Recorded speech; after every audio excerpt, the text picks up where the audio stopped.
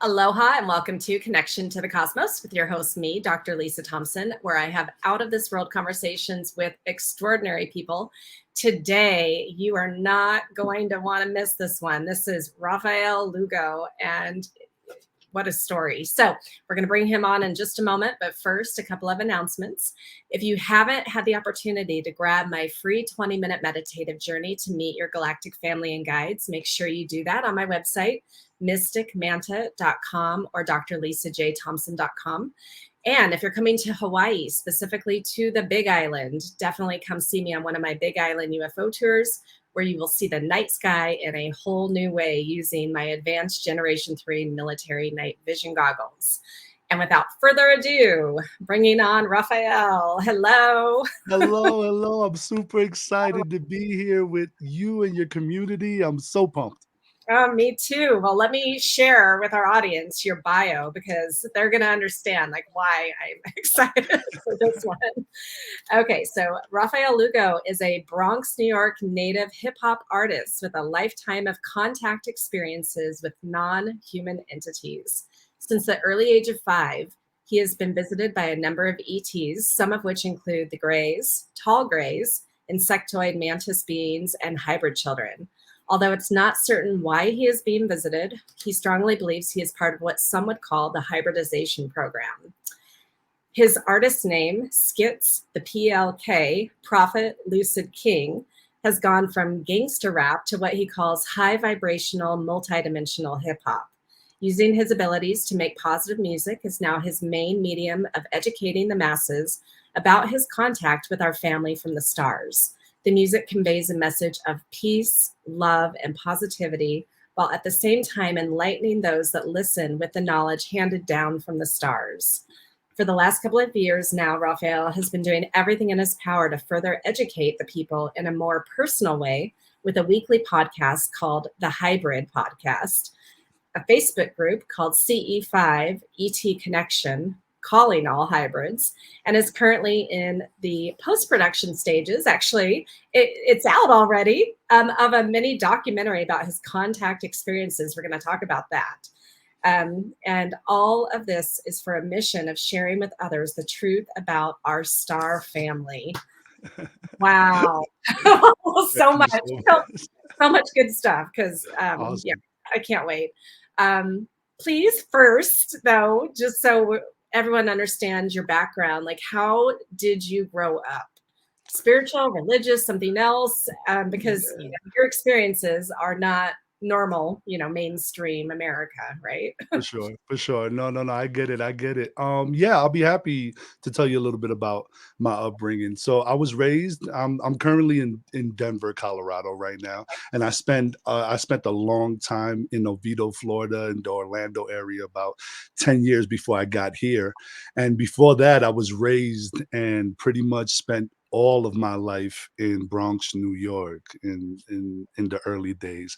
Now, Okay. as far as my religious background, I have no problem saying that I was raised a Jehovah Witness. But if I'm going to be completely honest, because of my experiences as a kid, it was really hard to be in such a strict religion with such strict rules.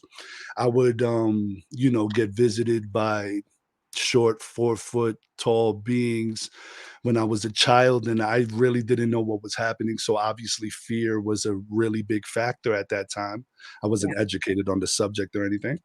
And every time I would try to express this to my family, because they also wasn't educated on the subject and it was so heavy into the religion, it would either be demonic entities that were coming after me at night, which pretty much caused more of an issue growing up, because when you're being told as a child that the people that are coming to get you at night, or the things that are communicating with you, seem to be demonic or evil in nature, even though the experiences might not be hurtful or harmful, the psychological experience of me listening to my parents, or friends or family or cousins at the time that I was trying to say, sisters or whatever, trying to talk to, and they Mhm. would tell me, "Nah, it's just a bad dream," or "It's demonic." So my whole life, I kind of had this idea of negativity is chasing me, and Yeah. it's always something negative that wants to get a hold of me. When in reality, I was just being prepped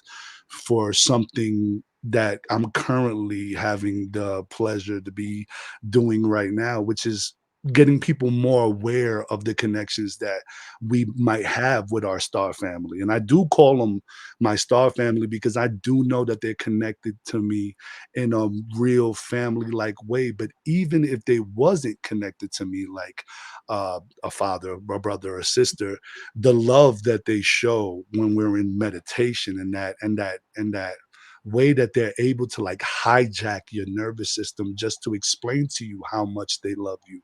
It's almost a feeling that it's hard to express. It's hard to really try to explain to people. I mean, I have 2 kids, and I've had the pleasure to watch them both be born, and I love them with all my heart. I've been with my wife for 20 years, love her with all my heart and soul, but the amount of love that I felt from this being does not match in Yeah. any way, shape, or form the kind of human love that I would express on this plane right now. Yeah. So, even though growing up was rough, and I kind of would say I probably developed a lot of PTSD in my early years, in my early 20s, because of my upbringing and religion. I don't fault my family in any way, shape, or form. I do understand that they're just following their religion and their beliefs, and they're trying to take care of me and make sure that, I mean, some of the things I was saying, you would assume is mental illness or something like that, or a person might be struggling with just acting out for attention. I was a child, and sorry, let me just turn this Yeah. off. And I apologize. And when I'm trying to convey that to them and they're just telling me, no, this is what it is. And whatever I was experiencing was not matching that energy, the Mhm. confusion also came into play. So it's like, okay, they're demonic, but they're not hurting me. They're bringing me back safe. I'm just being taught lessons and things like that. So it's like, I really didn't get a chance to understand. So although they love me, they care for me, I guess they really kind of, I wouldn't say dropped the ball, but didn't have the proper education to be able to handle the experiences that I was having.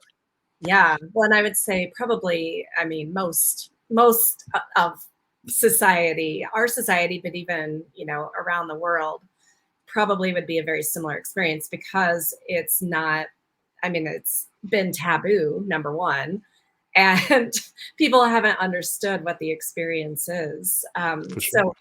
So number one, I just want to say I completely understand that love that you feel from them because when I first met my Arcturians, it's the most pure love I have ever felt.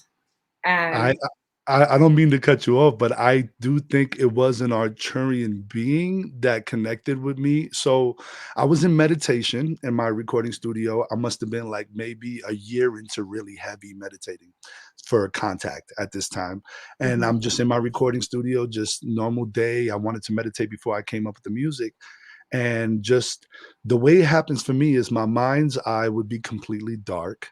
And Mhm. then out of nowhere, just a little bit of a face would poke out the darkness. And it would be like just this beautiful, very chalky, pale face with huge, very big blue eyes, small, slender nose. Two holes where the nostril would be, very small mouth, indented in ears, and an elongated head. I don't know if it's an Arcturian, but that's kind of what it was showing me.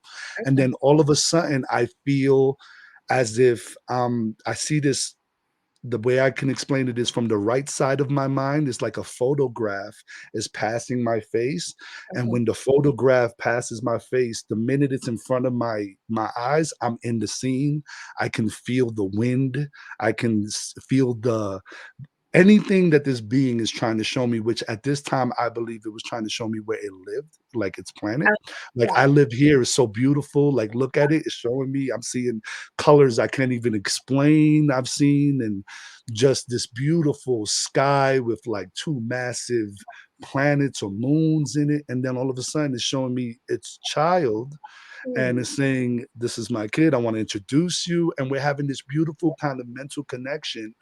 And at the end of this picture, almost sliding, and this is all I'm saying, it's slow, but it happened like a download, like an Okay. instant package of information, like Yeah. really quick. I'm Yeah. saying it's slow, but that's because that's the way I interpreted it. But I guarantee it was probably 2 seconds. Uh-huh. And it said to me telepathically, "This is how much I love you." And I'm telling you, it hijacked my nervous system. I felt as if every cell in my body was being hugged. At the Mm. same time, it felt like a boa constrictor of love was wrapping itself around me. I felt like my whole body was vibrating and falling asleep. I can almost feel it, like a couple of inches off my body, radiating the amount of love that it was giving me. And then it kind of like funnily, like really funny said, and that was only 30%. And then the connection was off. Like if I gave you 100%, you would have passed out. And then I just came out of this experience just crying and just like, oh my God, that experience was so beautiful. Now, if I were to explain that to somebody, they would just be like, yeah, dude, you took a mushroom or something. You were just, and I was, no, it was just all meditation. And so that was one of the contacts I've had. So that's what I mean by overwhelming love. It's just this, is they hijack the feeling that you get when you love somebody, hijack times 1,000 on voltage.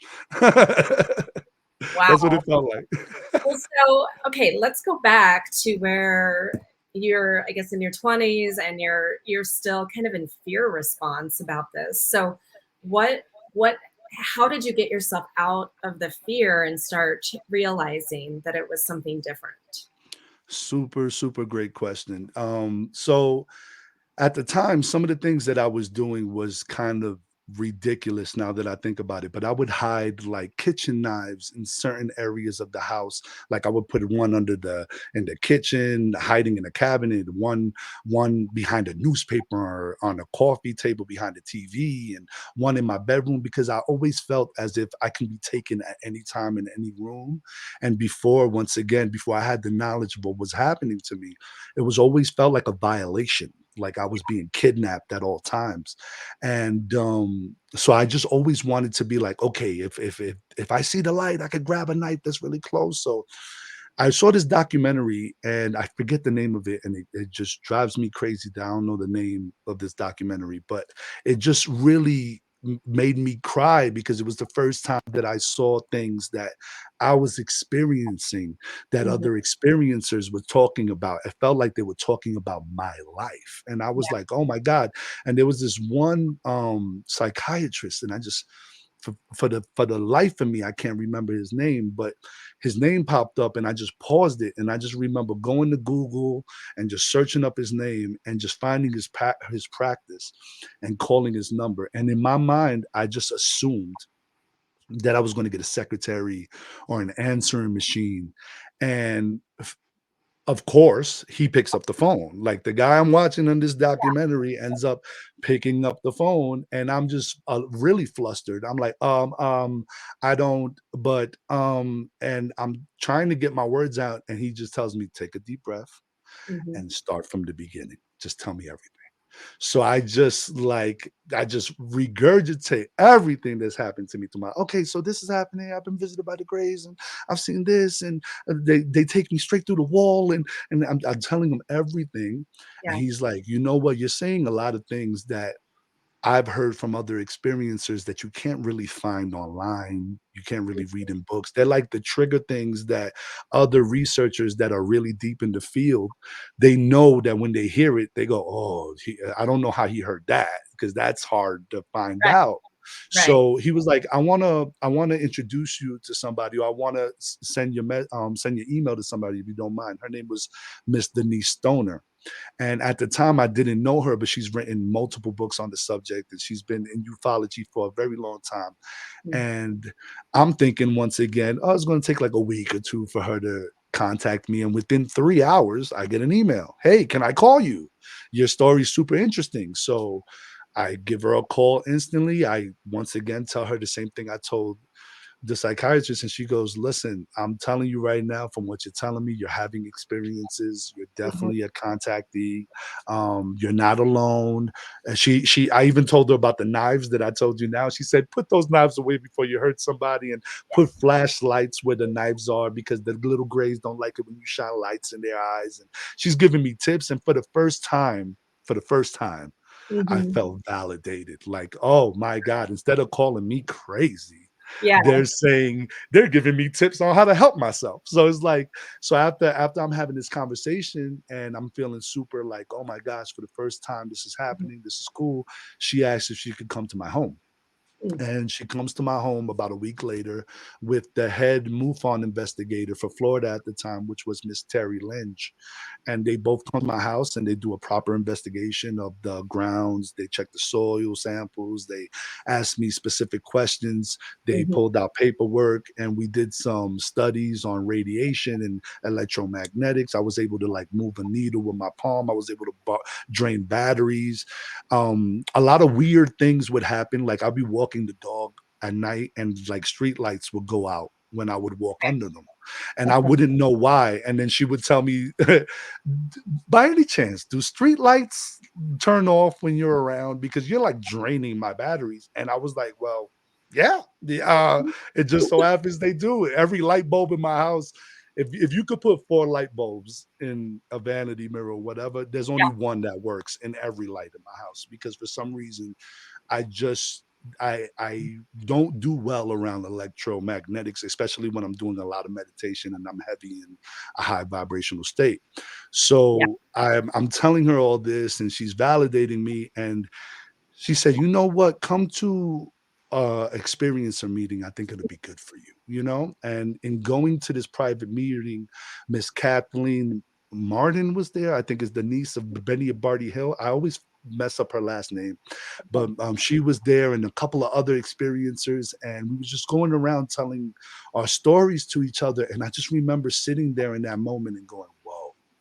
yeah, you feel like I feel, and you struggled, but you got out of it and you figured it out." And it just, the sense of community ended up automatically making me go, okay, maybe I can figure this out. So I go home and I'm meditating on it and I go, how do I figure out what's happening to me in a deep way? And once again, during this meditation, I see this little white light in the darkness of my mind. Mhm. And I'm just focusing on this little pin of light. And then all of a sudden it rushes and engulfs my whole body. And I'm just full of white light. All around me is white light. And I shoot like my something pulls me out of my body. I'm instantly in the center of the Milky Way galaxy floating. And I'm getting this perspective of me watching myself floating in the middle. So I got like this third person view of myself Yeah. out of body, and it's kind of weird. And all of a sudden, I know exactly what it's like to feel everything all at once, everywhere. So I Mhm. knew what it was like to be a blade of grass in the middle of a field, and at the same time, I instantly knew what it was like to be the left wing on a butterfly's back.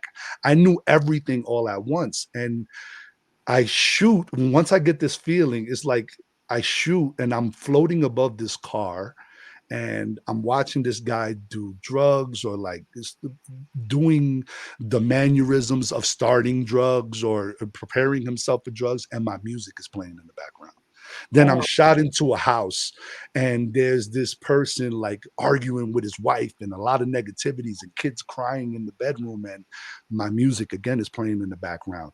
And then I get this sense of you don't know how far the vibration of what you're sending out in your music is going. Like you Mm. might think you're just being cool talking about whatever because it sounds great and it's hip and it's current, but when people listen to it, they're revving up to do evil things. And I instantly shot back into my body and I knew I couldn't do any negative hip hop music again. Like my Yeah. career was basically over at that time. Like I mean, I couldn't stand yeah. I couldn't stand the fact that I had to make that music anymore. So I sat down and I was like, I wonder if it's possible if I can just never curse again. And I want to say this, like I'm not a person that hates on that kind of music. I mean, I come from there. So if you do negative music on your own spare time, or if you find Yeah. a certain, it's cool. That's your path, and I don't knock it. I actually enjoy some of it, not the really heavy, crazy stuff, but there's still some stuff that resonates. And I don't knock you for doing it, but me personally, since I was shown what was happening on a really deep level, I was feeling it, knowing what it was like for the female in the scene, knowing what it was like for the drug addict. At the same time, hearing it, I knew I just couldn't be a part of this no more. And I wrote the song called Calling All Hybrids, which is basically, it just came to me almost, I don't want, I hate saying this, but it feels like a download because Yeah. it takes me a long time to write, and for some reason this one came out like water. It just always just so easy for me to write the song, and I produced the track, and then I put it out on SoundCloud. And at first it didn't really get too much attention. It still only has like 1,000 listens or nothing. But what I found interesting was the emails that I started getting out of nowhere from people that going, dude, like, I feel like this is a beacon calling out to me, like, you're talking about stuff that nobody knows about. And I get another email, hey dude, like, you don't know, but I just want to thank you for saving my life, because I Mm. was getting ready to like hurt myself severely, and I heard your music almost like it was just it just popped up in my feed, and I felt like I wasn't alone. And then instantly, email after email, I started realizing, oh, I'm really good at making music, not so I can make a ton of money and become a baller with a Lamborghini, but it's because I'm supposed to be telling people about what's happening to me. And even still then, I wasn't really talking to people about what was really, I would tell my friends like, hey, E.T.'s coming, but I Yeah. found it so easy to like just kind of unload in my art. And Mm. then what I noticed was I just another track, and that was easy. And then another song all about love, and then another song all about distractions. And then all of a sudden I get people that don't even listen to alien stuff or watch documentaries about alien stuff. And they're like, hey man, I'm loving your lyrics and I'm loving this beat, but what's an insectoid? Or and I'm like, just look it up, man. what's how do you what's quantum reality? And I can really change my life by thinking about it. Like I was, yeah, man, you can. And it's like that's when I realized, okay, this is the mission. I Mm. got to get out there. And not only do I want to make sure that I connect with people that might feel lost or alone, and then all of a sudden they hear somebody, oh, I'm not alone. Oh, Yeah. wait a minute. I'm an artist. I can draw. Oh, wait a minute. I love to dance. Maybe I could do an interpretive dance, or I'm Mhm. a great communicator. Let me do a podcast and interview others.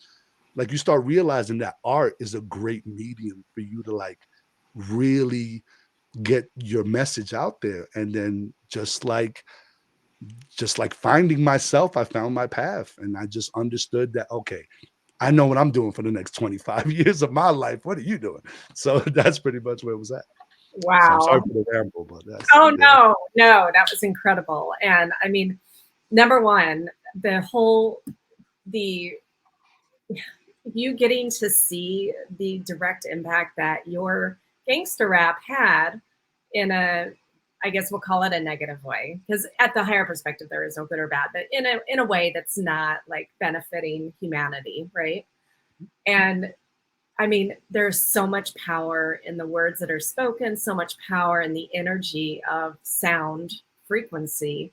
And, they have all the studies with the water and with the Cymatics and all that. Yep, yep, yep, yep. right. Mhm. And so just, I mean, how incredibly powerful that you got to experience being all of everything at one time and understanding, and then coming back and being able to shift, right? And go a different direction. And I, I just felt like I would be doing more damage than good. No matter how much I love the genre, I love the yeah, music, I wasn't serving my purpose. And it instantly felt like, oh, I'm here to work. I'm yeah. not here to play games. I'm here to work. So And okay, so now when, I guess, did you realize that you were part of the hybridization program? Because actually I am also part of the hybridization program. Wow, that's cool. It's very rare that I get a chance to like speak with other people that have been a part of the program. So Yeah, I don't want to give too much away because there is a huge portion of this in the documentary, but I yeah, will give enough to where we can yeah. have a great conversation about it. So the reason why I believe to be in a hybridization program, okay, so I was in the driveway just out of nowhere. I just remember going to sleep one night, and then all of a sudden, I'm in my driveway, and I have my oldest son, but at the time he was about 5 or 6. He's currently 13. Okay. So, and I was for some reason just holding his hands in the driveway, and I see just this massive crab, and I'm thinking in my head, how is it that nobody can see this craft so big? Like all you have to do is like peek out a window and you can see a football field floating above your house, and it's crazy. It was just so big of a craft. It was circular disc. The color of it was matte black, like really flat gunmetal black, and it Mhm. didn't have no signs of rivets or like it was just a very like just one whole piece of metal with indentations within it that had light emanating out of it, Okay. and like this mist. I just remember this mist coming off of it that looked like violet and purplish in colors, and it had like a sparkle to it. I like to explain it like electrified mist. It Okay. just looked like electric mist coming off this thing, and then all of a sudden, boom, I flash and I'm in this hallway and I'm just walking down this very long hallway, and my son is walking and I'm holding my son's hand and we're perfectly fine. The hallway looks like it has atmosphere. I can't see no light. There's Yeah. no it's just lit. It's just lit. And it's just a long hallway. It felt like it went on forever. I saw some movement at the end of the hallway, but I couldn't tell if it was, people or other extraterrestrial beings. And to the left of me is this really tall extraterrestrial, which I call the tall grays. I Okay. used to call them tall whites, and then I did my research and I found out what a tall white is, and it definitely wasn't what I was in contact with at the time. Mhm. So the way I would like to explain it is tall gray, Yeah. and it just has the same face as a gray, but it's smaller in size and a long neck, like very long neck, Hmm. skinny body, long fingers. The fingers, I remember the fingers wrapping around my hand in a way that they was just super long, like an extra nub on me easily.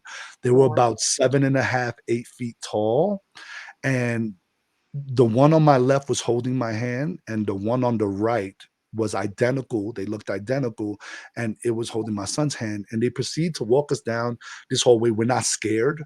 We Mhm. don't feel any kind of fear in any way, shape, or form. We just kind of like, okay, cool, just walking down this hallway with these cool dudes. And, it is what it is. And then on the right wall, there's just a window, and it's just an open kind of two-way mirror. I know it to be a two-way mirror because I entered the room, but at the Okay. time I just saw it as a window peering in. Yeah. And as I'm looking inside of this window, inside of this what I now know to be a room, I can see it looks like a daycare, identical to a daycare, and it has a rocking chair inside of it. It almost looks like the waiting room for a child's hospital or a child's dentist office, like murals on the wall of animals in a conga line and like toys in the corner and just a rocking chair in the middle. Mhm. And there's this like arch doorway on the inside of this room, and then the gray on the right proceeds to walk my son into this room. My Okay. son sits down, knows exactly where to sit down. He Mhm. sits down, and I ask him to this day, he has no conscious recollection of this. So to him, it never happened. It's just a story that dad says. But he sits down, and I see these two hybrid children walk into the room where the archway is, and they have like a hospital gown on, I would like to say, but it looked like gauze, and it looked like it was attached to their body really tight, almost like a mummy, but it wasn't wrapped. It was just Okay. like a body, and it looked like gauze. And they had very thin hair. They looked a little bit more human, but I Mhm. can tell they were hybridized just due to the double size of the eyes and the smaller mouth and Yeah. the way the head is a little bit more teardrop shaped. Very human, but very unhuman at the same time. Like your eye has a way of catching Like there's not a perfect hybrid out there. They're gonna mess up the earlobe, they're gonna mess up the nostrils. Something's gonna be off, right? They ain't gonna get it perfectly right. And I'm watching these, and they sit down kind of in a formation, a circular formation, and they proceed to kind of teach my son how to move things with his mind. There's like a little white object floating in the middle, and they're kind of playing catch without touching it and Okay. passing it to each other. And then all of Yeah. a sudden, I'm gestured to walk into the room, and I sit down in a rocking chair. And that's when I noticed it was a two-way mirror because I was able to see myself sitting in the rocking chair at this time Got where it. the mirror was. Yeah. And through the reflection, I can see what I know to be a hybrid woman Hmm. come in with a child, and she's holding the baby. She looks beautiful, perfectly fine, just thin hair, like in a bun going up, but very thin. Hmm. Eyes not triple the size, but double the size. Hmm. Nose a little bit better of a hybrid looking woman, but definitely hybrid. Yeah. And she's hands me a baby. She hands me a bottle. I can sense the tall gray in the room staring at me, not in a menacing way, but if you don't understand what's happening, it could feel Yeah. like I'm Okay. just staring at you, dude. Like, so it just felt like I was really being intensely watched. Yeah. And I'm handed this baby, and what I can see is like the eyes indented in a little bit. It was Hmm. alive, but it was very frail, pale skin. It looked hybrid. I get this sense of like, I think this is my baby in a way, and it's trying to like it wants me to bond with it. Like, it's sick, do whatever humans do to, like, fix it type Yeah. deal. Like, we know things, but we don't know the emotional part of it, and, like, the bonding part Right. is what I get the sense of. And I try to feed the bottle to the baby, but the baby ain't having it, and I'm kinda, like, looking at them and trying and looking at the baby and looking up, and I'm just kinda confused, and then boom, flash. Again, I don't remember anything, and I'm back in this like auditorium. It Okay. looks exactly like an auditorium. There's like a step stool, like a looks like a college lecture hall auditorium, kind of the way the steps, the seating was. Yeah. And the chairs were attached to the wall, if that makes sense. It was like a scoop that Okay. came out of the wall, and you kind of just sat in the scoop. Yeah. Had no armrest, but I'm sitting in this scoop, and there's this lady sitting next to me. She's this very obese woman from Brooklyn, and we're just having a conversation. Like, she's not a hybrid. We're just like, "Hey, you from Brooklyn? I'm from the Bronx." We're like, "Oh, it's cool." And like, we're like talking, and I can see in other places there's like other forms of twos and threes, but nobody's really sitting together, but Hmm. the pairs. Okay. And I'm looking down, and there's this deck, and on this deck there's a table, and on the table is a really small black box, looks like a black cube, just on Hmm. the table. And in comes this being walking into this is again another archway, no door, just walking in, and the best way I could explain it, it just looks like a jelly like like a jelly like it's a form of a person, so you Hmm. can see the form of a person, but it's like if a person had no bones and all of their insides was made out of some sort of liquid. Okay. It was moving like that, kind of like in a jelly, like if you don't have bones, kind of moving. And then the liquid inside was very sparkly Okay. and very like it had sparkles and lights in it, and the body was very made of light. Hmm. And but I can see like the outside jelly skin, like a jellyfish, and then I can see like the inner workings of the light, but there's no organs and stuff like that. And then the head, I couldn't see no eyes or anything, but it was almost like a flicker of a flame. It was like just like a head that would just move in the same way the body was moving, Hmm. and is walking towards this table, and it gestures with his hand to the box, and out comes this hologram, biggest, best looking HAK hologram that you could possibly think of the world. Like, it's the Earth, and the Okay. Earth is spinning slowly in this hologram, and I'm just in awe of how beautiful this hologram is. And then all of a sudden, this little meteor comes out of the corner of the room, hits the Earth, and the Earth explodes. And Mm. then this being says telepathically in my head, when this happens, you will all have a job to do. And then instantly, I get this flash of me in a field, like a football field or just a very big field, open field with a lot of people, so many people, just a sea of people. Looks like Woodstock amount of people. And we all have our palms up facing the sky. And there's this huge light coming towards, like a huge meteor looking thing coming towards the earth. And when we all put our palms up, it explodes. And Okay. then instantly, I'm back in my driveway. My son has his legs wrapped around. His head is on my shoulder. He's knocked out, and I'm holding him like you would hold the baby sleeping after an event or something. Yeah. And I slowly see the UFO float away. So that's when every time I research that and I look it up or I say it to other researchers, the only thing that comes up is the hybridization program. So Yes. that would be that would be That's a big yes for sure. that.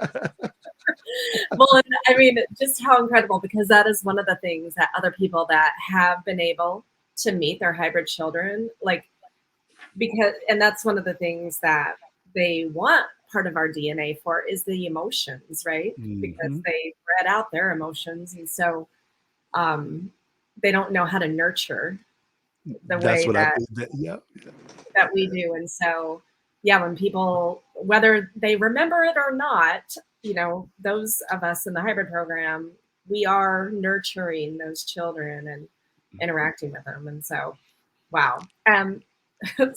Okay. So the documentary, let's yeah. talk about that, because it just came out, and it's on Amazon Prime. It's on Amazon Prime currently. It's doing well. I'm super excited about it, Yeah. and it's a long time coming. The synchronicities that led up to that documentary being made, it's just crazy if you don't mind me explaining that a I little would bit. love, I would love. Because I strongly believe in like manifestation and your Yeah. emotions and your thoughts actually do, with the proper action and the proper techniques, you can actually make miracles happen and like your dreams come true type deal. Yes. So I just remember me and my beautiful wife Melissa, we lived in Florida. We was having these experiences, but it was hard to talk. She's heavily Christian background and Okay. my background religiously. It's really hard to talk to our family. She hasn't had too many experiences, but she does remember, a certain experience that happened to her. And Okay. I'll let her talk about it. I don't know if she's really wants to get it out there, but it had to do with the wanding of the belly and like when she was pregnant with my second child, and Mhm. she believes to have little memories of little hybrid girls like sitting next to her at a table and little things like that, to where Wow. I'm like, oh yeah, no, I can see that you're with me, so I can see it happening. Like they're covering me, they're 2 for 1 special over here. So so um we used to watch this I call it like YouTube for kind of like ET and like all the metaphysical and esoteric knowledge stuff, which is called Gaia TV. Yep. And we used to watch Gaia. So we used to watch a lot of Gaia, like Gaia all the time, Gaia, all about Gaia. And I just remember saying one day, I'm gonna work for Gaia. I'm gonna do something with Gaia because this is where I need to be. I do entertainment, so it's like Mhm. they're like one of the leaders in this kind of content for entertainment. And I'm like, if you're in the entertainment business and this is what you do, like this is where you want to be. So it's like it was a beacon for me at the time. So when COVID happened, Mhm. we started saving up money and we got the relief money and all that stuff. And we was just tired of the Florida life and the way the Florida was handling the COVID restrictions and all the stuff that was happening. And we was just like, you know what? It's time for a change. We don't really know anybody anywhere really we can go. It's either Florida or like New York, and we wasn't doing that. So we was like, you know what? Why don't we just go as close to Gaia as we humanly can? So we Okay. just found out Look where it up. Gaia was, we just found out where Gaia was located, and it was in Boulder, Colorado. And then I just told my wife, you know what? Let's just find the closest house we can find to that location because it's all about proximity, right? So Yeah. I just figured the closer we could get, maybe a thing pops up where they're looking for, volunteers or something, and we're there, and through there we'll get a job. We'll just figure it out. And sure enough, she found a space about 15, 20 minutes away from Colorado, and we lived there. Now, at the time, there wasn't no jobs. There wasn't really nothing we could do for Gaia, but we knew we wanted to do something. So we would just check their website from time to time, and sure enough, a position opened up for the cafeteria, which is exactly what my wife was doing. Was She was in food service for years, so she was like, you know what? It's not what I normally get paid, but Mhm. it's what we came out here to do. So let me just fill out an application, see what happens, whatever. She fills out the application, she gets the job. So I'm a little jealous. I'm like, hey, wait a minute, what about me? I want to get a job. So I'm happy for her, but at the same time, I'm not gonna lie, I was a little, took me like a day or two to be like, you know what about me, Miss Lady? But then once I got over that feeling, I was like, you know what, it's a blessing. You're there, everything's all good, you're in proximity. I mean, if you're in the cafeteria, everybody comes to lunch, you're gonna see everybody that we see. So sure enough, she worked there for 2 years, and in the process of working there, she got to know everybody. She got to know some of the hosts of the shows that we used to watch. She got to know some high level executives at Gaia and stuff like that. And it just so happens that one of the head producers of Gaia was in the cafeteria one day Mhm. speaking about, hey, I'm thinking about doing a documentary about contactees, but I don't know too many people in the area that has any significant experiences. And my wife was just in earshot of that. And she goes, "Well, I don't mean, I just figured, hey, I'm here. I'll just say something if you don't mind." And he was like, "Yeah, sure, go ahead, shoot. Do you know somebody?" And he was like, yeah, my wife has, excuse me, my husband has had contact for, years, since like the age of 5 with ET. He's been validated by MUFON. He's been, researched by other investigators. And he was like, wait a minute, I'm a MUFON investigator. I can look up. So he immediately went home that night, Yeah. researched my name. Sure enough, my story was on there. It was, positively validated by Miss Denise Stoner at the time, which was working with MUFON with Terry Lynch. So he was like, "Dude, I want to come to your house and like talk to you. I think you might be perfect for this documentary." And at the time, it was supposed to be a documentary about a whole bunch of experiences. Okay. And then he comes over. I'm showing him my music in my recording studio. He's like, "Dude, this is sick." And I'm telling him my story, and he's like, "Oh my God, that happened." And oh, this researcher said this. And before you know it, he was just like, "You know what, man? I was gonna ask you to be, one of the people in the documentary. I kind of want to just do the documentary about you. I mean, I'm not sure if it's going to be a docu-series or if it's going to be a full-blown documentary, but whatever I'm doing just became about you." And I just was like, wow. I mean, okay. So we went from being in Florida and COVID and not knowing anybody at Gaia to just following the beacon and just following our hearts and synchronicity. Super hard to have two kids and like move without knowing anybody, having any friends.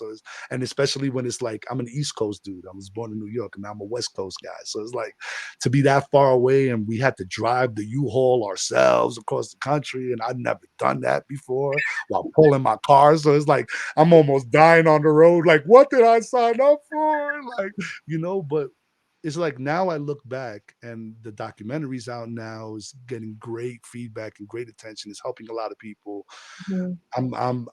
It's almost like I got this new like tank of gas ready to like shoot to moon and back, and just kind of Yeah. just tell everybody, listen, you're powerful. I just explained how I didn't know if I was going to be a part of Gaia. Now I'm a Gaia ambassador, and I was invited to events to help with like social media stuff. And it's like, to be from watching this to being now Mhm. working and be able to call some of these people friends, like good Yeah. friends of mine, is like dream come true stuff. So for anybody listening out there that might believe that it's not possible to like change your whole setting, or it's not possible to like, oh, that's, I wish I can do that. Well, you can't.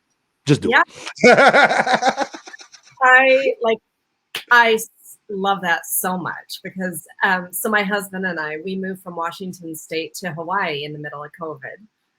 And There you go. I mean, so That's so crazy. Yeah. right. So like so many juicy tidbits here for people because, not only like you you didn't let anything stop you, and you didn't know how it was going to happen, right? You just knew Not at all. I we're just just going had to, it in my heart. Yeah, I just yeah, had to go. yeah. And well, and now I know Gaia is one of the networks or apps that I am always watching, and I have a huge dream to be on Gaia on the TV Dream show. will come true. I can feel it. I can feel it. It's gonna happen. It's I just like you are such a huge inspiration, and one of the things that when people come on my UFO tours, am able to educate right about who these ETs are, and really my one of my missions is to change that fear-based narrative that people have been spreading. The media, Hollywood have been perpetuating this, the government, and so I love, and also one of the things that I share is that even people like Whitley Strieber and Travis Walton, who originally, when they had their experiences, they were in fear about it, but now 30 some years later, they have come around as well. They understand it from that higher perspective. And so just because someone feels victimized or feeling like they are being taken against their will, my understanding is no, we sign up for everything at a soul level contract. I signed up for that. I say it all the time. I didn't know at the time, but before I Yeah. jumped into this planet, they were like, "Hey, you cool with doing this?" Yeah, okay, cool. And they laughed at me on the way there. They were like, "This guy doesn't know what he's about to get into." Get out of here. Okay. But yeah, I definitely signed the contract. I know that now. That's for sure. Yeah, exactly. And I mean, and one of the things, because before we got on, I don't know if this is something that and if so, fantastic, but maybe our audience doesn't, is that often the people that are part of the hybridization program, we have lives as the Zetas, and that's why we are now agreeing to come into this human reality to be part of this experience. Wow, And so, that would make sense. That would make yeah. sense. I actually have like what I would consider. I used to think it was a dream a long time ago, but Mhm. now I just know it's a memory. I can just feel it. I want to say that I believe that in my past life I was definitely an ET. This might have been my first incarnation as human on this planet. I'm not sure if that's actually accurate. I haven't done the work to really go in, but the only memory I have of a past life was I'm in this canoe. It's like it feels like it's made out of wood, but it's a brown canoe, and I can see my hands. I instantly kind of, and it's funny. It's funny how this memory is. It feels like I had the memory while being myself on this planet, but Mhm. and then I almost melted into the memory while knowing I was myself on this planet because Yeah. I looked at myself like if you was in a like if you had a memory of being a different person, you wouldn't be weird to yourself in that memory. You wouldn't look at your hands and go, "Why is it green? Yeah. Why do I have like these webbings in between my fingers? Why do I have scales? Mhm. Why when I look at this reflection, why is it that I can see these kind of fins coming out of my head and I Mm. look like this fish being? And I'm sitting in this canoe and I'm on this planet that's made of almost complete water. And the water is like this purple jelly, kind of like water. It's not water splash. Splash water is like a jello substance, hair gel kind of looking purple water with sparkles in it, almost looking like it was electrified itself. Every now and then, a shock of electricity will go through these waves. And I'm on this. I look up at the horizon and I can see like this huge moon or like planet, and then another small moon, and then another smaller moon in the distance. And I can see this massive set. And then I'm just like, why do I have scales? And why do I look like this? And all of a sudden, that's the end of the memory. But I just remember being in that memory, wondering why I look the way I look. Like, why don't I have human fingers and hands? So I'm trying to figure out in my head, is that a past life memory? Could I have melted with another being? I just don't know what is So going on. yeah, well, my perspective of that is absolutely that is one of your other lives. And at the quantum level, all timelines exist simultaneously. And so it's actually a life that's concurrently going on that you were able to tap into that memory. And because we have so many, we are multidimensional beings, right? So we can tap in to any of these other lives and really get that experience. And so, yeah, you are definitely way more non-Earth than you are this Earth. But and I can't, I don't know without regressing you or whatever Of course. to know whether like do you have other Earth lives? But some people, this is their first incarnation here. It Um, feels very weird and strange to me.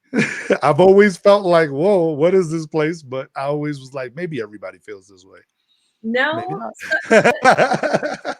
um, I run across people that definitely do not feel like they're from here. But then there are a lot of people who are very earthbound. Like Mhm.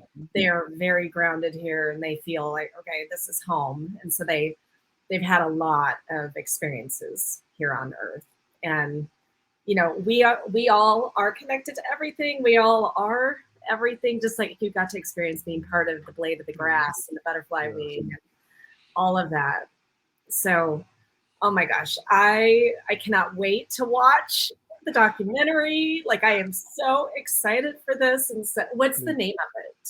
It's called calling all hybrids. Okay, So yeah. so I think everyone watching or listening probably has access to Amazon. And anyway, so definitely check that out. And where can Awesome. people find your music if they're like, oh my gosh, I need some inspirational music? Like, Yeah, for sure. I'm on pretty much all streaming services as far as my music goes. You just gotta look up the name that you see above me, which is Skits the PLK, and then all my music could just pop up. I got an album called Sagittarius A Star, which is pretty much, I call it the radio station for the middle of the Milky Way galaxy. So there's just a whole bunch of tracks of like just inspiration, love. Me and my wife do the music together. So I produce all the music, I mix and master all the music, I write a lot of it, and then me and my wife does all the vocal parts. If I'm not doing the singing, she's doing the singing, and then I'm rapping most of the time. So that's pretty much what we got going on there, as well as I'm also a part of the Boulder XO group out here in Boulder, which we bring speakers out to Boulder, we bring researchers out to Boulder to like get our community more involved and more knowledgeable about our family from the stars. So if anybody could go check out boulderxo.com, so that's boulderexo.com for any updates going on, that would be amazing. I actually sit on the board and I'm super proud to be a part of this project. So I'm just like insanely pumped about promoting them. And I was just on another podcast not too long ago called Aliens, UFOs, and Ghost Stories with a good friend of mine named Jake Robbins. He runs that podcast, and we had a great conversation on there as well. So if people also want to go out there and support him, that would be amazing. And as far as that goes, I'm relaunching my podcast here pretty soon, the Hybrid Podcast. I had it going for a little while, but decided to make it a little bit more YouTube based. So I'm kind of revamping the okay, studio and doing a launch, but that's happening again pretty soon. And if you want to know anything that's happening with me or want to pick up any merch to support, the things I got going on in the movement, you could go to schizomusic.com, which is SKITZO music.com. And yeah, go check out the documentary. Comments, 5-star, leave a review. If it really touched you, it would be amazing if you could comment because it also helps with the algorithm and boosting it out to everybody. So yeah, yeah, this was an amazing conversation. I mean, we could keep on going. I don't know if you have a time script and I everything. know. Well, we're gonna moment, but I we can have you back on again I too. would love it. I would love it. I would love it. Love it. I would love it. We would totally love to have you a part of the Boulder Exo as Yeah, well. So we're going to get your information and talk about that as well. Yeah, for sure. I would love that. And so, do you have any plans to write any books on your experiences? I'm actually working on an ebook as well called Calling All Hybrids All When right. E.T. Meets Hip Hop. And it's kind of like I'd say a little bit about my stories, but I try to get more into the emotional aspects of what I was feeling. And I Mhm. try to focus on giving, you know, more ideas of how I was dealing with it. Because a lot of people don't touch on the fact that if you don't know what's happening, this can be very, very fearful. It could be very, very traumatic for some. So I try to give people the information within the book to kind of hear what I had going on with me, how I was feeling, and then how I pulled myself out of it, and some ideas. I even, in one chapter, I teach you how to take your experiences and turn them into poetry. So it's like I have a chapter based. So maybe you have experiences and you don't want to tell everybody. I show you how to get it out there in an art form, and you can always say, "Oh, you know, that's just art." Yeah. You know, and it's just a way for you to get it out there. So yeah, for sure, I'm working on that book. I'm hoping to have it done by mid-September, the latest. But yeah, for sure, yeah, I'm pumped. I know, incredible. And I mean, just what a beautiful, bright light you are. And Thank thank you so you much. for spreading all of this love because that's what we need now. Gaia needs us. I totally agree. It's all about peace and love with me. Yeah, Yeah. yeah. No, no, no. It's all about peace and love. Also, remember to ground yourself. Like, go barefoot in the grass. We're electromagnetic beings. The earth is magnetic and the sun is electric. So get all the information and the healing that you can get from the earth. I know when I feel sick, I'm barefoot in the grass. That's usually how I heal myself. Mhm. Meditation is usually good, and a lot of home remedies. I recommend just really loving on yourself and loving other people, even people that you dislike. Find a way to love them because you take that energy with you, and it tends to sit in pockets of your body that end up just doing more damage, either mentally, physically. It's just not worth doing anything but transmuting love. So I definitely am with you on the peace, love, and light movement, my friend. I am here when you need me. Thank you so much for having me on. I'm like super. I feel super blessed and honored and humbled. I mean, you've worked and you've done so much for the community yourself, and you're so like you loved and revered. So I just want to say thank you for taking the time to talk to a old rough guy like like Skits. I have enjoyed this so much. And I can't wait to meet you in person one day because I know we're going to meet in person one day. So, Yeah, yeah. I want to go out and do one of your tours. I would love to do a CE5 with you one day and just hang out on one of your tours. That would be amazing. So maybe, you know, I'll get out there and you'll get out here. You do the Boulder Expo, I'll do your tour. There you go. We get to all go. right. Well, thank you. And for everyone watching or listening, thank you so much for being here. Check out Calling All Hybrids on Amazon. And I'll see you next time on Connection to the Cosmos. Peace Aloha. and love.